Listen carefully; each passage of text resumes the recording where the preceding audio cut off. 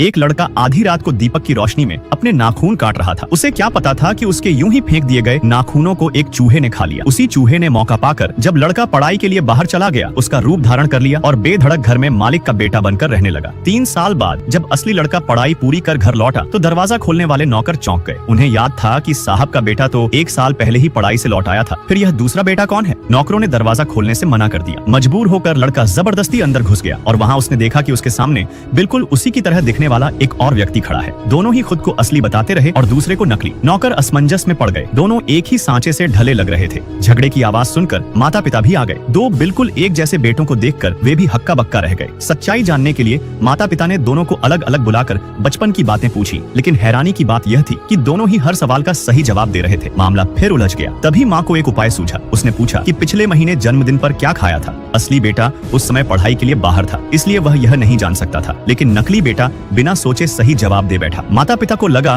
कि अब सच्चाई सामने आ गई है। पिता ने गुस्से में असली बेटे को डांटा कि इतनी कम उम्र में धोखेबाज बन गया। लड़का बार बार सफाई देता रहा, लेकिन पिता ने उसकी एक न सुनी और नौकरों को उसे घर से बाहर फेंक देने का आदेश दे दिया। लड़का टूट चुका था। भटकते भटकते वह एक खाई के किनारे जा पहुंचा। उसने सोचा था कि पढ़ लिख कर लौटेगा और माता पिता का कर्ज चुकाएगा, लेकिन यहाँ तो कोई और उसकी जगह ले चुका था और उसे अपने ही घर से निकाल दिया गया था। अक्सर जिंदगी का मोड़ सबसे गहरे अंधेरे में आता है, लेकिन उस समय निराश लड़का यह नहीं समझ पाया। पूरी तरह हताश होकर उसने खाई में कूदने का फैसला कर लिया। उसी क्षण एक बड़ी सी हथेली ने उसे पकड़ लिया। वह एक राह से गुजरते हुए सिद्ध साधु थे, जिन्होंने उसकी जान बचा ली, लेकिन लड़के ने धन्यवाद देने के बजाय उन्हें डांट दिया कि वे बेवजह दूसरों के मामलों में दखल दे रहे हैं। साधु नाराज नहीं हुए। उन्होंने एक ही वाक्य में लड़के की सारी पीड़ा कह दी। लड़का स्तब्ध रह गया और समझ गया कि वह किसी महान व्यक्ति से मिला है। वह तुरंत घुटनों के बल गिर पड़ा और मदद की गुहार लगाने लगा। साधु ने दया कर एक बिल्ली निकाल कर दी और कहा कि इसे नकली बेटे के सामने ले जाना, तुम्हारी समस्या खत्म हो जाएगी। लड़का दोबारा घर पहुंचा। नौकर नकली बेटे को देखकर फिर उसे मारने दौड़े, लेकिन लड़के के गधे ने एक लात में उन्हें दूर उड़ा दिया। लड़का बिल्ली को गोद में लेकर आंगन में घुस गया। जैसे ही नकली बेटे की नजर उस बिल्ली पर पड़ी, वह बुरी तरह डर गया और माता पिता से बिल्ली को भगा देने की गुहार लगाने लगा, लेकिन अब बहुत देर हो चुकी थी। बिल्ली लड़के की गोद से कूदकर सीधे नकली बेटे पर झपटी। वह डर के मारे भागने लगा। माता पिता हैरान थे। जो बेटा हमेशा बिल्लियों से प्यार करता था, आज इतना क्यों डर रहा है? नकली बेटा चारों हाथ पैरों से भागा, लेकिन बिल्ली ने उसे पकड़ लिया। एक ही झपट में वह अपने असली रूप में बदल गया। 2.5 किलो का एक विशाल चूहा। माता पिता अवाक रह गए। जिसे वे 1 साल से अपना बेटा समझ रहे थे, वह असल में एक चूहे का दैत्य था। आखिरकार लड़के की अपने माता पिता से पुनर्मिलन हुआ और उस दिन के बाद वह कभी भी अपने नाखून यूं ही फेंकने की गलती नहीं करता।